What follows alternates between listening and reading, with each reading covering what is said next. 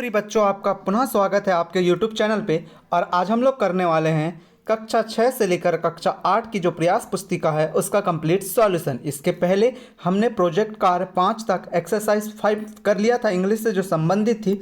आज हम लोग करने वाले हैं बच्चों, हम लोग करेंगे प्रोजेक्ट कार्य 6। आज हम लोग संस्कृत से संबंधित जो प्रोजेक्ट कार्य आपको दिया गया है उसका कंप्लीट सॉल्यूशन देखने वाले हैं। उसके पहले प्रिय बच्चों, अगर आप चैनल में नए हो और इसी प्रकार के अगर वीडियो आप डेली चाहते हैं पूरे कंप्लीट सॉल्यूशन के साथ और समझाते हुए, और टेलीग्राम में लिंक भी चाहते हैं, तो प्लीज़ इस चैनल को पहले सब्सक्राइब कीजिए। और आगामी जो भी आपकी परीक्षाएं होती हैं उससे संबंधित बहुत महत्वपूर्ण जानकारी हम आपको प्रदान करते हैं, इसलिए आप चैनल को सबसे पहले सब्सक्राइब कीजिए। चलिए हम लोग स्टार्ट करते हैं प्रोजेक्ट कार्य 6। आज हमारा प्रोजेक्ट कार्य कौन सा है? 6वां है। क्या कह रहा है? विद्यालय चित्रम दृष्ट्वा विद्यालय आवश्यकम वस्तूनाम नामानि हिंदी संस्कृत भाषायाम लिखत। दिए गए विद्यालय के चित्र को देखकर विद्यालय में पाई जाने वाली आवश्यक वस्तुओं के नाम हिंदी व संस्कृत में लिखिए। देख लेते हैं हम सबसे पहले। यहाँ पर बहुत ही सुंदर आपको चित्र दिख रहा होगा।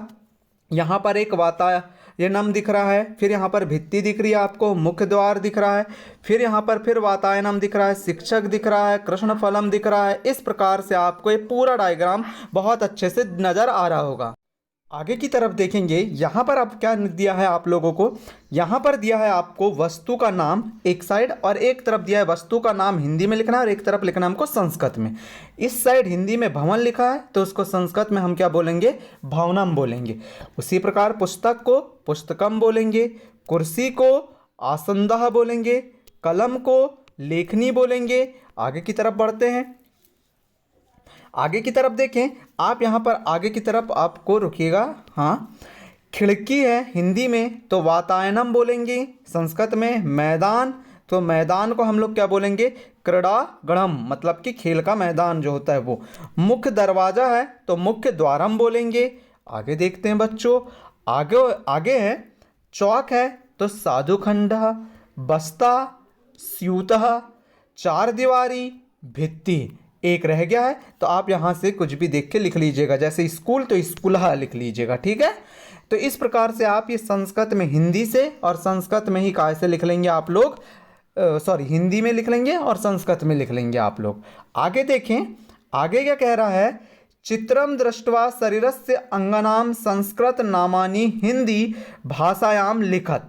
अब यहाँ पर नीचे आपको ये चित्र दिख रहा होगा, इसमें संस्कृत में नाम दिए गए हैं, इन संस्कृत के नाम को आपको हिंदी में लिखना है।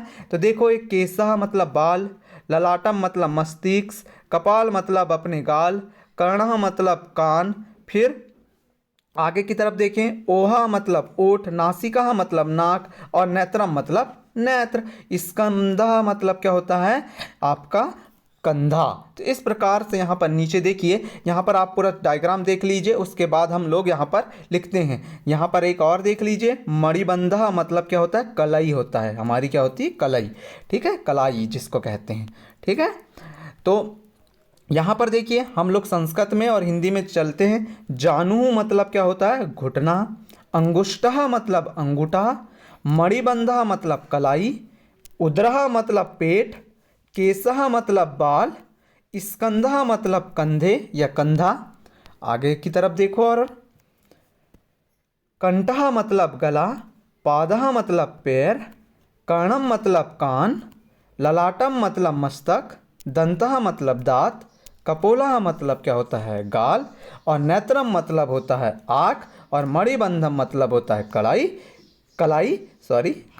और ओष्ठः मतलब होता है ओठ। तो बच्चों, इस प्रकार से आपने, उम्मीद है, लिख लिया होगा हिंदी और संस्कृत का। नहीं लिखा है तो चलिए लिख लीजिए, पर चैनल को पहले सब्सक्राइब कीजिए, क्योंकि आगामी जो भी रहेगा तो आपको आगामी भी वीडियो मिलने वाला है बहुत आसानी से, इसी तरह समझाते हुए।